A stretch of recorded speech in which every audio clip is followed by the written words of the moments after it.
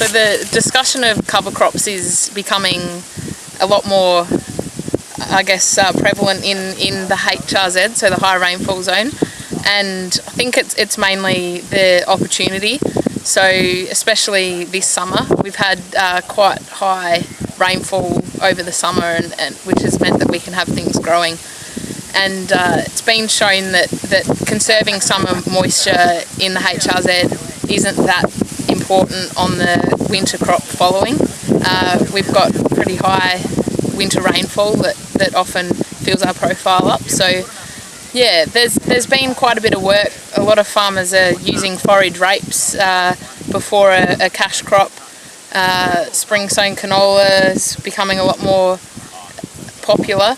And now I guess the thinking's evolved.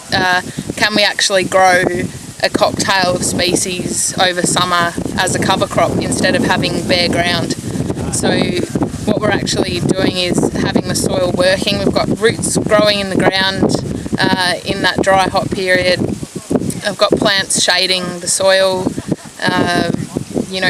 roots holding the soil together so that the soil doesn't blow away with wind. And some farmers are even grazing it with sheep or cattle. So maybe 2 or 3 grazings over the summer-autumn period, which is bringing value back into their system, and also helping them deal with the residue that's going to be left at sowing the following crop. So the advantages of having something growing over summer, it's really got to do with the soil health. So actually having the soil actively working in that dry hot period when it's usually doing nothing. So if you've got actively growing roots, you've got a feed source for the soil biology, you've got moisture around the root zone, and I guess the belief is just that the soil's not switching off in that dry hot period. It's staying ticking over, and there's nitrogen cycling, there's soil carbon being built. All these cycles are still going on, which under a normal fallow over summer, I guess the soil's just sleeping or dead.